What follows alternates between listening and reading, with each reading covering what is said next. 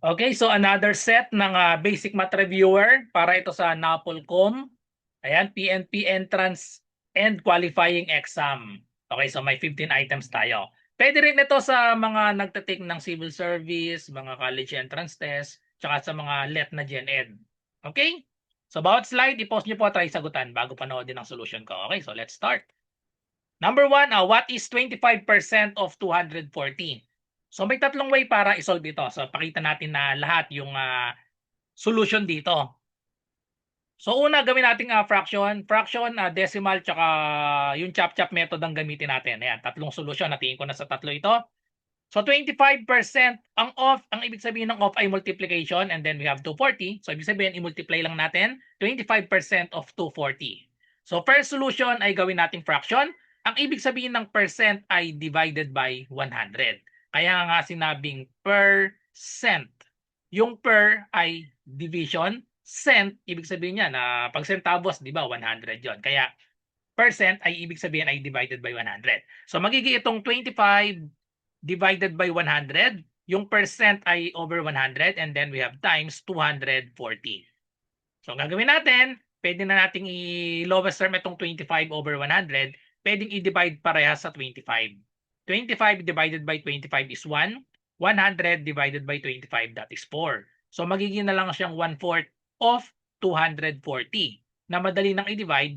240 divided by 4, so ilang yung 24 na lang i-divide natin. 24 divided by 4, that is 6. Kopyahin lang itong 0. So therefore, the answer is 60, letter A. Kapag decimal naman, i-convert lang natin sa decimal ang 25%. Di ba kapag nagko-convert tayo, 25% tinatanggal natin yung percent symbol and then yung decimal point nasa dulo niya nandito, i-move natin ng dalawa. So therefore, ang 25% ay equal sa 0.25 sa decimal. So i-multiply lang natin. So we have 240, i-multiply natin sa 0.25. So parang whole number lang, distribute yung 5. 5 times 0 is 0. 5 times 4, we have 20. 5 times 2 is 10 plus 2, we have 12. Then yung 2 naman, doblehin daw natin yung 240. Madali ng i-mental, no? Dalawang 240, that is 480. Then add natin, bring down, 0 plus 0 is 0, 2 plus 8 is 10, carry 1, 1 plus 1 plus 4 is 6. Count the number of decimal places, 1, 2. So therefore, 1, 2, dito ilalagay ang decimal point, 60. 60.00 or same lang yan sa 60. Kasi mga 0 after decimal point, bali wala na yun. And then last, yung chop-chop method, 25%. Pwede nating isulat yung 25% as 10%, another 10%, tapos 5%. Tapos, pag inad natin yan, 25% yan. So ito yung chop-chop method, kunin lang natin. 10%, bakit 10%? Kasi kapag 10%, kinakancel lang natin itong 0. Or i-move ang decimal point. Okay? So therefore, ang 10% ay 24. Another 10%, 24. 5%, hatiin natin itong 24. Kasi yung 24, 10. 10 divided by 2 is 5. So therefore, ang 5% ay 24 divided by 2, we have 12. Pag inad natin, 24 plus 24 plus 12, that is equal to 60. So ayan. So lahat ng answer natin, 60. Gamit ang fraction, decimal, tsaka itong chop-chop method. Okay? Number 2, so PEMDAS. Simplify, 3 plus 2 times 5 minus 4 divided by 2. So i-apply lang natin yung PEMDAS rule. Yung PEMDAS rule, tandaan nyo, itong M at D, lagyan natin ng parenthesis. Naka-parenthesis yan. Ibig sabihin yan, same order yung MD, left to right, tsaka yung addition and subtraction, left to right. So wala namang parenthesis at exponent dito sa given natin. So mag-start lang tayo sa multiplication and division. So nauna yung multiplication, 2 times 5. Tapos 4 divided by 2 dito. So unahin natin yung multiplication. So left to right yan. Okay? So anyway, kahit naman pagsabayin natin, pwede pala kasi magkahiwalay naman sila. So ganun yung technique. Kapag magkahiwalay yung multiplication at division, pwede nyo nang pagsabayin yon. Okay? So baka may malito lang. Unahin natin itong multiplication. So we have 3 plus, unahin natin ito. O, tanggalin ko muna ito. Yan. Ito muna, 2 times 5. That is 10 minus 4 divided by 2. So sumunod, division. Meron tayong addition, subtraction, and division. So division ang kasunod. Okay? So we have 3 plus 10 minus 4 divided by 2. That is 2. So tapos left to right na tayo, addition and subtraction, left to right. So unahin natin itong addition. 3 plus 10, we have 13 and then minus 2. Last, 13 minus 2, that is equal to 11. Okay? So the answer is letter B, 11. Number 3. So if 5x minus 5 equals 30, what is x? So isolve lang natin ang value ng x, i-rewrite ko lang. 5x minus 5 equals 30. Pag nagsosolve tayo ng ganito, solve ang x, kailangan tanggalin natin si negative 5 tsaka si positive 5, tsaka itong times 5. So, unahin natin tanggalin si negative 5. Para matanggal ito, add tayo ng 5 to both sides. Okay? Add 5 to both sides para ito magiging 0 na. Negative 5 plus 5, that is 0. So, copyin na lang natin yung natira. 5x is equal to 30 plus 5. We have 35. Answer na agad yung nailagay ko no? Ayan, 35. Then, kailangan x ang matira, tanggalin si 5. Naka-multiply si 5 sa x, kaya ang gagawin natin, divide both sides by 5. Ayun, so yun na yung 7. Cancel na yan, 1 na lang yan. Therefore, x is equal to 35 divided by 5. The answer is 7, letter C. Number 4, convert 0.75 into a fraction. So pag nagko-convert ng decimal papuntang fraction, ang gagawin lang natin, bilangin lang natin yung decimal place. Di ba after ng decimal point, meron tayong ilang number? 1, 2. Dalawang number, so therefore, ang equivalent niya sa fraction ay over 100. Kung ilan yung decimal place, yun ang number of 0. Ayan, dalawa yung 0. Tapos may 1 lagi sa unahan syempre. Yung numerator, copyin lang natin itong decimal. So we have 0.75. So yung numerator ay 75. Then next ay i-divide lang natin sa kanyang GCF. Ano yung pinakamalaking number na pwedeng i-divide ang 75 at 100? Pwede parehas sa 25. Divide both by 25. 75 divided by 25 is 3. 100 divided by 25, that is equal to 4. So the answer is letter A, 3/4. Kung hindi nyo nga pala agad nakuha yung 25, wala namang problema. Halimbawa, ang nakuha nyo lang, hindi nyo agad nakita yung 25, pwede 5 lang muna. Saan pwedeng i-divide ng 75 at 100? Pwede sa 5. Okay? So just in case hindi nyo agad nakuha yung 25, pwede namang dalawang ulit. 75 divided by 5, that is equal to 15. 100, dati ilang 5 meron sa 100, merong 20. Tapos yung 15 at 20, hindi pa tapos, wala sa choices, di ba? So ibig sabihin, pwede pa itong i-divide, isip kayo ng number, 5 at 0 ang last, so ibig sabihin, divisible by 5. So divide ulit sa 5, so ang magiging sagot na natin, 15 divided by 5, equal na siya sa 3. 20 divided by 5, equal na sa 4. So ayun, same answer, 3/4 pa din. Pag hindi nyo agad nakuha yung greatest common factor, paulit-ulitin lang ng pagdi-divide. Number 5, find the value of 19 squared minus 18 squared. So dalawang solusyon ang pakita natin. Pwede namang long method, i-square nyo lang parehas, tsaka nyo ipag-subtract.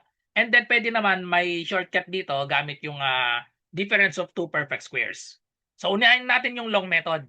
Long method, i-square lang natin. 19 times 19. Ibig sabihin ng 19 squared, 19 times 19. Yung 18 squared naman ay 18 times 18. Okay, kung hindi nyo kabisado, pero maganda kung kabisado nyo yung square 1 to 20. Kung kabisado nyo, 19 times 19, 361 lang yan. 18 times 18 or 18 squared, 324. So kaya maganda kabisado nyo para isang tingin nyo lang hanggang 20, edi alam nyo na agad yung sagot. So pag hindi kabisado, i-multiply lang natin manually. 9 times 9, we have 81. 9 times 1 is 9 plus 8, we have 17. Then 1 times 19, we have 19. Add 1, 7 plus 9, we have 16, carry 1, so we have 361. And then 18 times 18, so 8 times 8, we have 64. 8 times 1 is 8 plus 4, so we have 14. 1 times 18, we have 18. Add natin, bring down 4. 4 plus 8 is 12, carry 1, 1, 1, 1, so we have 3. Then isubtract natin, 361, isubtract natin itong 324. So borrow lang tayo, 1 minus 4, hindi pwede, gawin natin 11, borrow 1 sa 6, magiging 5. 3 minus 3, 0. 5 minus 2 is 3. 11 minus 4, that is 7. So the answer is letter B, 37. Kung alam nyo naman ang shortcut, ganito lang kasimple ang shortcut, meron tayong property difference of two squares. Kapag meron tayong x squared minus y squared, equal yan sa sum, product of sum and difference. Isang plus, isang minus. Tanggalin lang natin itong square. So we have x plus y and then times x minus y. So pag in-apply natin dito yan, 19 squared minus 18 squared, equal lang pala yan sa isang sum, isang minus. Kopyahin natin itong base. 19 plus 18 and then 19 minus 18. So therefore, 19 plus 18, that is equal to 37. And then 19 minus 18, that is equal to 1. Pag minultiply natin, 37 times 1 equals 37. So kita nyo na, napakadali ng solution. Inad lang at sinubtract, tapos pinag-multiply. So letter B na agad yung sagot natin. Hindi tayo nag-multiply ng malaking number. Okay, so yan yung shortcut. Number 6, if A equals 3 and B equals 4, find the value of A squared plus B squared. So direct substitution lang ito. Ang value daw ng A ay 3. Ang value ng B ay 4. O di ipalit lang natin A squared plus B squared. Palitan yung A ng 3 o yung A ipalit dito. Yung B equals 4 ipalit dito. Okay? So therefore magkakaroon na tayo ng 3 squared plus ang B ay 4. So we have 4 squared. Multiply sa sarili. 3 times 3, that is 9. Plus 4 times 4, that is 16. Pag inad natin, 9 plus 16, that is equal to 25. Letter C. Number 7, which of the following numbers is prime? So kailangan alam yung definition ng prime. Ha? Pag sinabi nating prime, ang factors lang nun ay 1 and itself. Yun lang ang factor niya, wala nang iba. Kapag may ibang factor, ang tawag doon ay composite. Okay? Composite number ang tawag kapag hindi siya prime, kapag maraming factors. Okay? So tandaan, ibig sabihin ng prime, ang factors lang ay 1 and itself. So isa-isahin lang natin. Yung 21, dalawa ang factors ng 21. Ang 21, pwede yung 3 times 7. 3 times 7 is 21. So syempre, meron pang 1 times 21. So ibig sabihin, ito ay hindi prime kasi siya ay composite. Composite ang 21. 17, ayun, walang factor ang 17. Bukod sa 1 times 17 lang ang 17. So therefore, ito na yung sagot natin. Yan na yung prime number. 27 at 9, hindi yan prime kasi ang 27 may factor na 3 times 9. And then syempre yung 1. 1 times 27. So composite siya. Ganon din ang 9. Ang 9 ay 3 times 3. Ang 9 ay 3 times 3. Tapos ano pa yung isa? 1 times 9. Dalawang factor, so ibig sabihin composite number ang 9. Number 8, number series. What is the next number in the sequence? I-rewrite lang natin para mailagay natin ng maayos yung kung ano yung ina-add dito. Yung number natin lumalaki, di ba? Maliit yung paglaki. So pag maliit yung paglaki, ibig sabihin ang itatry lang natin addition. Imposible kasi yung exponent dito at multiplication kasi maliit. 2, 5, 9, 14, 20. Maliit yung paglaki. So 2 naging 5, ano ang in-add natin? Plus 3. 5 naging 9 plus 4. So dyan pa lang sa dalawa, dapat may idea na kayo. Yung number natin lumalaki. 3 naging 4. O malamang ito ay 5. So 9 naging 14. Ayun, confirmed plus 5. Susunod 14 naging 20 plus 6. So yun, increasing tayo. 3, 4, 5, 6. Ang susunod ay plus 7. Pag in-add 20 plus 7, that is equal to 27. Letter D. Okay, so sa mga naghahanap nga pala ng magandang NAPOLCOM reviewer, ito yung mare-recommend ko sa inyo. Ayan. Itong isa hardbound ito. Itong isa softbound lang pero mas maraming laman ito eh. 289 to 349 ito. Yung isa, yung 289 masyadong maliit. Ito yung nabili ko, yung maliit. And then konti lang naman yung difference. Ang bilhin nyo na yung malaki para nakakaduling masyado. Ito masyadong maliit yung text niya. So kung malinaw na ang mata nyo, okay na, bilhin nyo yung maliit. Pero kung hindi, or mas maganda, mas malaking ng konti, itong 349 ang bilhin nyo po. At tas itong isa hardbound, ito maganda to, malaki yung text nito. Okay, pero yung kung sa content, mas maraming laman itong isa, itong 2024 edition. Pwede pa rin naman yan, maganda pa rin yan, applicable pa rin yung 2024 edition. Okay? So, kung may budget kayo, bilhin nyo na parehas. Okay, so number 9, solve for x. 4x minus 14 equals 21 minus 3x. Ayan. So pag nagsosolve ng x, pagsamahin lang natin yung x natin sa isang side. So dito, hindi ko na i-rewrite. Dito na ako magsosolve. 4x minus 14 equals 21 minus 3x. Dalawa yung may x. Isang 4x siya isang negative 3x. So itong negative 3x, ito na yung dadalhin ko sa kabilang side. Dadalhin ko sa kabilang side. Itatapat ko dito sa 4x. Negative. Pag lumipat sa kabila, magiging positive. Or add 3x to both sides. Ang ginagamit ko laging add 3x or subtract 3x to both sides. para malinaw na ginawa natin sa left and right. Kasi ang equality, ibig sabihin niya, gagawin mo sa left, kung ano yung ginawa mo sa left, gagawin mo rin sa right. Kaya nga equality, pantay dapat. So cancel na natin ito. 4x plus 3x, we have 7x. Minus 14 equals 21. Next, yung negative 14, daling natin sa kabilang side. Again, negative, edi add tayo ng 14 to both sides para maging 0 ito. Cancel.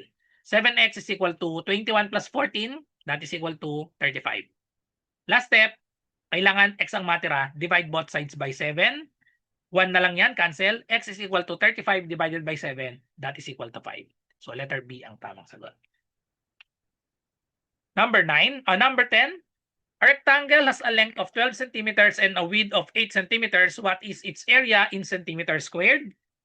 So kailangan alam nyo lang ang formula ng rectangle, no? Ang hinahanap ay area. Ano ang area ng rectangle? Pag rectangle, meron niyang dalawang length, same side yan, same length, and then ito yung dalawang width. So ang formula ng area, i-multiply lang natin. Length times width. So therefore, i-substitute lang. Area is equal to length times width. Malinaw naman, ang length ay 12 centimeters. Yung mas malaki, yun yung length. Yung width ay 8 centimeters. So yung mas maliit, yung width. So i-multiply lang. So we have 12 times 8. Okay? Distribute lang natin. 8 times 2, we have 16, carry 1. 8 times 1 is 8 plus 1, we have 9. So therefore, 96 centimeters squared. Number 11, find the greatest common factor of 36 and 48. So magandang gamitin dito yung continuous division. So isulat lang natin 36 and 48. Pag nakuha nyo agad yung number na dinidivide dito, mas okay. Pero kung hindi naman, pwedeng maliit na number lang. Paulit-ulit i-divide sa maliliit na number lang.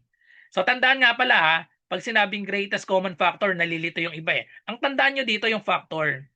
Di ba pag sinabing factor, ibig sabihin yan, mas maliit na number sa 36 at 48. Kasi factor, common factor. Nalilito kasi yung iba gawa ng word na greatest. Yung iba ang sinasagot yung least common multiple. Lalo na nasa choices. Ang least common multiple nito, itong 144. Mali ito. 144, that is the least common multiple. Kasi nga yung word multiple, ibig sabihin mas malaki. So linawin natin kapag greatest common factor, dahil nga ayan yung word factor, common factor, ibig sabihin mas maliit. Mas maliit sa 36 and 48. So pwedeng 6, 12, 24. Alin man dyan sa tatlo.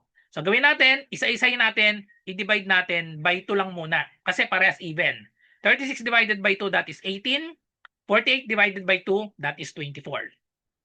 18 and 24, parehas pang even. So pwede ulit i-divide sa 2.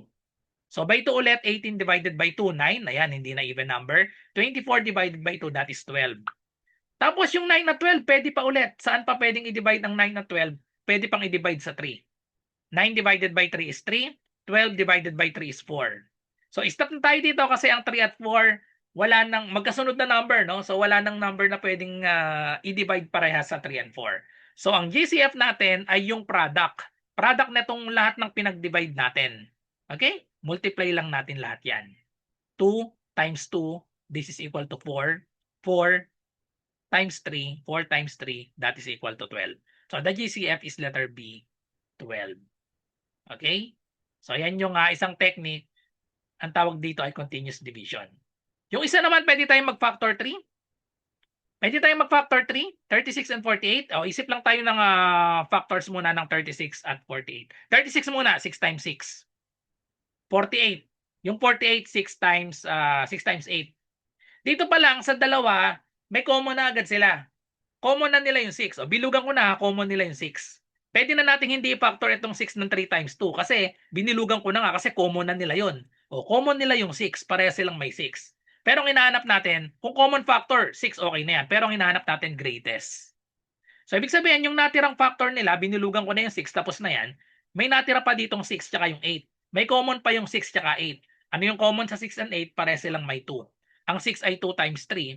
Ang 8 ay 2 times 4. So, tapos na tayo dito. Kunin natin yung common ulit nila, pareha silang may 2. Yung 3 at 4, okay na yan. No need na i-factor itong 4 na 2 times 2 kasi wala na, tapos na itong ang 3 prime number na yung 3. Wala nang common factor yung 3 and 4. So therefore, ang GCF natin ay equal sa, ayan, pareha silang may 6. So 6 times, parehas silang may 2. So 6 times 2 equals 12. So same answer, letter B. Pwede nang hindi kuhanin yung pinaka-eksaktong prime kasi nakuha na natin, may common na agad doon. Stop na tayo doon. Okay? So, number 12. A train travels 90 kilometers in 1.5 hour. How far will it travel in 4 hours? Pwedeng isolve ito using distance formula. Pwede rin naman using direct variation. Ipakita natin parehas. 90 kilometers in 1.5 hour. Ano tong 90 kilometers? Sa unit pa lang dapat alam nyo na kung ano yung label nito, no? Or ano ito? 90 kilometers, ito ay distance. 1.5 hour. Hour ay di time. Ang formula ng distance ay equal sa rate times time. Okay? Pwede tayong gumamit ng triangle. Yung formula gamit yung triangle, yung distance nasa taas, yung nasa baba ay rate tsaka time. Ano yung nawawala dito? May distance, may time, ang nawawala yung rate. Pag nawawala yung rate, ang formula ng rate ay takpan lang natin itong rate. Ayan, distance divided by time. So distance divided by time ang formula ng rate. Okay? Or dito naman, D equals RT, pwede natin i-divide both sides ito by T. Divide both sides by T. So, ayun yung formula ng R. Ang formula ng rate or speed ay distance over time. Or gamit itong triangle na ito, ayan, distance over time. Pag nasa ilalim, ibig sabihin ng divide. Okay? So, isolve lang natin. Ang speed natin or rate ay 90 kilometers divided by 1.5. So, ang 1.5, pwede nating isulat yan as in decimal 1.5. 1/2, di ba? Ang 1/2, 0.5. Okay, so 0.5 hour. So pag nagdi-divide tayo ng decimal, ang ginagawa natin, move natin ng isa. Ganun din sa numerator, move din ng isa. Magiging siyang 900 over 15. Ang unit na nito ay kilometer per hour. Okay? So madali nang i-divide. Ito, divisible na ito, no? 90 divided by 15. O, kopyahin na lang natin yung 0 dito. Ilang 15 meron sa 90? 15, 30. O, 30. Tapos dalawang 30, 60. Apat, isa pang 30. So, yun. So, meron tayong 6. Kopyahin nyo 0 dito. 60 kilometer per hour ang rate natin, ang speed. Eh, ang tinatanong, how far will it travel in 4 hours? 4 hours yung tinatanong. So, ang tinatanong, how far, eh di distance. So, ito naman ang formula na gagamitin natin. Distance is equal to rate times time. Nasolve na natin yung rate. Ang rate na natin ay 60 kilometers. 60 kilometers per hour. I-multiply natin sa time. Ang time ay 4 hours. 4 hours, edi 4. 4 hours, cancel yung hours. Ang matitira ay 60 times 4 kilometers na yung unit. Pag minultiply natin, 4 times 6, that is 24. Kopyahin lang yung 0. Therefore, 240 kilometers. Letter B pala yung tamang sagot dito. Okay? So, ayan yung first solution gamit ang formula ng distance equals rate times time. Another solution, dahil may dalawang pair tayo, pwede tayong mag-variation. Paano yung variation? Kunin lang natin yung kilometers and then yung hour. Ilagay ko dito yung 90. Gawin ko ng decimal ito para mas madali. 1.5 hour, that is 1.5 in decimal. How far will it travel in 4 hours? Yung 4 hours, ilagay natin dito sa tapat ng hour. Lagay ko dito ng 4. Ito yung tinatanong, how far, lagyan ko ito ng variable, n na lang. So tapos, pwedeng ito na mismo yung gawin nating equation. Lagyan lang natin ng over, tapos lagyan natin ng equal sign sa gitna. Yun na yung equation natin. So solve for n, cross-multiply lang natin. So we have 1.5 times n. 1.5n is equal to 90 times 4. Or pwede, wag na munang i-multiply, 90 times 4 lang. Tapos i-divide natin both sides by 1.5. So cancel. N is equal to, unahin natin itong 90 divided by 1.5 na solve na natin yan kanina. Pag dinivide ang 90 sa 1.5, ang magiging sagot dyan ay 60. Tapos itong 60, i-multiply dito, 60 times 4, 240. Parang mas madali itong ratio and proportion. Letter B ang tamang sagot. Okay? Number 13, ayan, solve x lang ulit, linear equation. 5 times quantity 2x minus 3 minus 5 equals 20. So, ang gagawin natin dito, isa lang yung x, no? Ito lang yung may x. So, lahat yung numbers, pag samasamahin natin yan sa kabilang side, ilipat natin pa isa-isa. So, itong minus 5, ilipat sa kabilang side para maging siyang positive. Add 5 to both sides. O, cancel na to. So, we have 5 times 2x minus 3 is equal to 20 plus 5. We have 25. May dalawang way para isolve ito eh. Kopyahin ko muna dito. Dalawang way natin isa-solve. pwedeng i-divide, wag na nating i-distribute ito. Karaniwan kasi dinidistribute, pero pag nakita nyo na agad na pwedeng i-divide yung 25 dito. So, divide both sides by 5. Divide both sides by 5, cancel na yan. Magkakaroon tayo ng 2x minus 3 equals 25 divided by 5. That is 5. Para mas madali. Okay, dinivide na agad. Tapos, itong negative 3 dalhin sa kabila. Ayan, add 3 tayo to both sides. Opposite dapat lagi. Cancel, 2x is equal to 5 plus 3, we have 8. Then last step, x ang matira dapat, divide both sides by 2. X is equal to 8 divided by 2 is 4. Okay? Dito naman sa kabila, kung hindi nyo nakitang i-divide pareha sa 5, pwede naman i-distribute. Same answer naman yan. 5 times 2x, we have 10x. 5 times negative 3 is negative 15. And then equals 25. Lipat sa kabila ito. Kailangan x ang matira. So, add 15 to both sides. Opposite dapat. Para kapag in-add, magiging 0. Cancel na lang. 10x is equal to 25 plus 15. We have 40. So, wala namang problema. Same answer. Divide both sides by 10. Okay, therefore, ang x ay equal sa, cancelin yung tigisang 0. 4 divided by 1. That is equal to 4. Same answer, letter C. Number 14, geometry problem. If the perimeter of a square is 36 centimeters, what is its area? So, given yung perimeter, no? Perimeter. So, kailangan alam natin yung formula ng perimeter tsaka ng area. Ang perimeter ng square ay, dahil square, 4 equal sides yan, and then may 4 right angles, ang perimeter niya, i-add natin yung 4 na side, edi magiging 4s. Ang area naman ng square ay, dahil nga square yan, edi s squared. Okay? So, dahil square, parehas yung side, kaya side times side or s squared. Given ang perimeter natin ay 36 centimeters, i-substitute lang natin itong 36 centimeters dito sa perimeter. So we have 36 is equal to 4 times s, the side. Divide lang natin both sides by 4 para makuha natin yung sides. Therefore, ang value ng s, pagbaligtarin ko lang ng pwesto, 36 divided by 4, we have 9 centimeters ang side natin. Ang tanong, what is its area? O i-substitute natin itong side na 9 centimeters, i-substitute natin dito sa side. So therefore, area is equal to 9 squared, or that is equal to 9 times 9. That is equal to 81 centimeter squared. Letter D ang tamang sagot. Okay, for our last number, number 15, which fraction is the largest? 3/5, 4/7, 2/3, and 5/8. May dalawang solution dito, pwedeng i-divide lahat sa decimal. Or kung kabisado nyo yung iba, ang 3/5, madali ito, 0.6 lang ito eh. 2/3, 0.60, walang katapusang 6. 5/8, 0.625. So yung 4/7 lang ang hindi ko kabisado dito eh. So ang gawin lang natin, pwedeng i-divide natin isa-isa. Tapos hinahanap dito yung largest. Pero ako, ang technique ko dito, kino-compare ko fraction lang. So pakita natin yung dalawang solution. Unahin natin yung i-divide lang.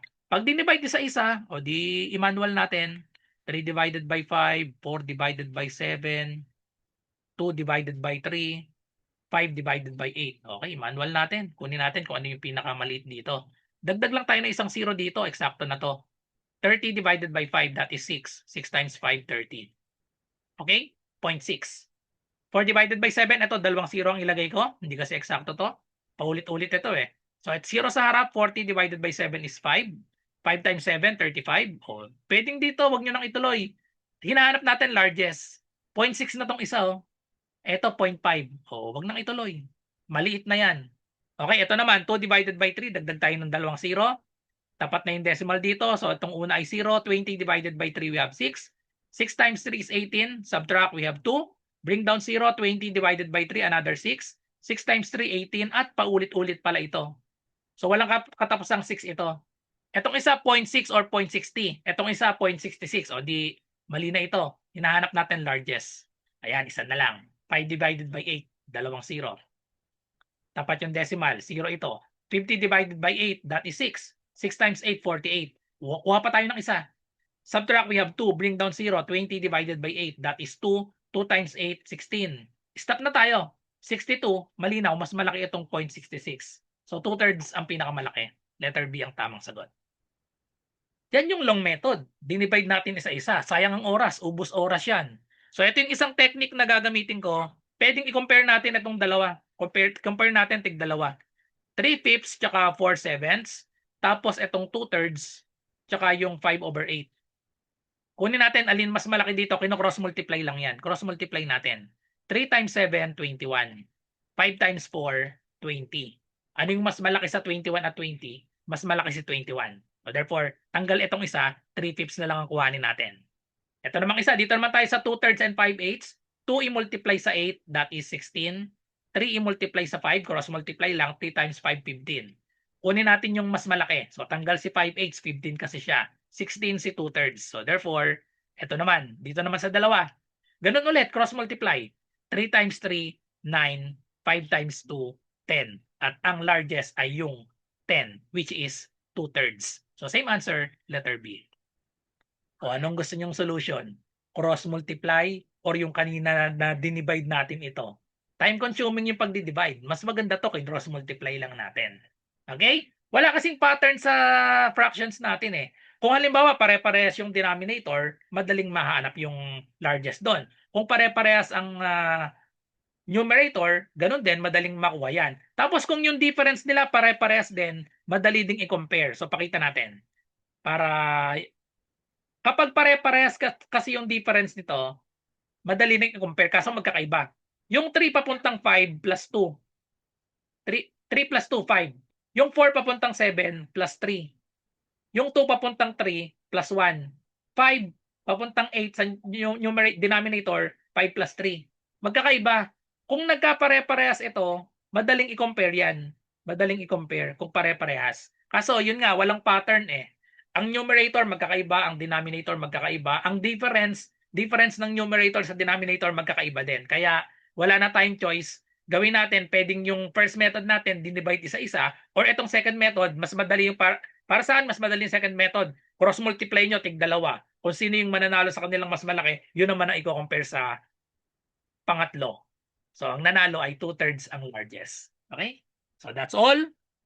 Thank you for watching. I hope may natutunan kayo sa video na ito. Kung meron kayong math question, ay i-comment nyo lang or i-PM nyo ako sa aking messenger. Ayan, RJ Enseñado.